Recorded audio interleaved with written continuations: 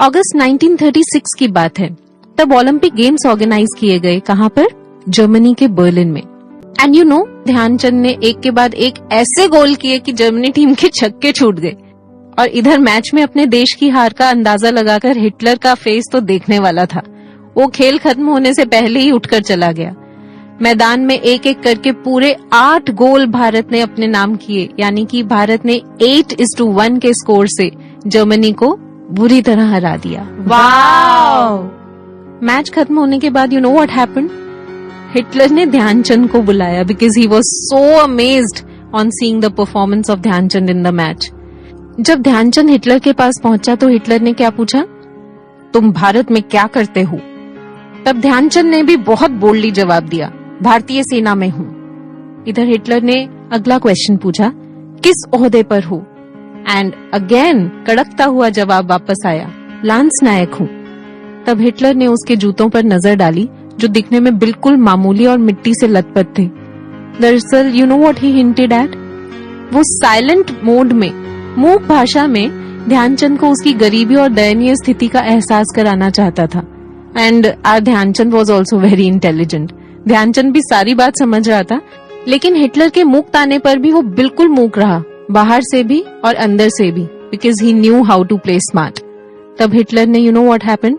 Hitler ने लालच दिया ध्यानचंद को और बोला, तुम जर्मनी आ जाओ, I will appoint you as a field marshal here. Hitler के ये शब्द सुनकर आपको क्या लगता है? Was Dhyanchand silent? Definitely not. No, you are right. इस बार वो साइलेंट नहीं रहा, ना अंदर से और ना बाहर से। बाहर से हालांकि उसने ये चंद शब्द ही कहे कि मैं भारतवासी हूँ और भारत की मिट्टी पर रहकर ही प्रसन्न हूँ, लेकिन अंदर से उसने जोरदार हुंकार भरी। And his inner voice said, मेरी रगों में भारतीय रक्त दौड़ता है जिसमें मेरे ईमान का रंग घुला है। और हिटलर, तेरा दिया बड़े से बड़ा लालच भी इस रंग को बदरंग नहीं कर सकता। Wow! Salute to captain Dhyanchand's loyalty towards India. Do you know, इसके बाद ध्यानचंद से हिटलर कुछ भी नहीं बोल पाया because his response was so very bold and emphatic. Brothers and sisters, could you catch the message? हम सब भी तो अपने गुरुदेव की आध्यात्मिक संतानें हैं। हम सबके भीतर भी तो गुरु भक्ति का रक्त दौड़ता है। बताइए, M I right? Yes.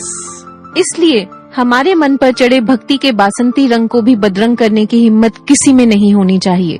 And so the first Sutra is कि जब कभी भी शैतान किसी न किसी तरह का लालच देकर हमें फंसाने की कोशिश करे, तो हम भी ध्यानचंद की तरह भीतर और बाहर से मौन ना रहें, साइलेंट ना रहें और यही कहें, क्या?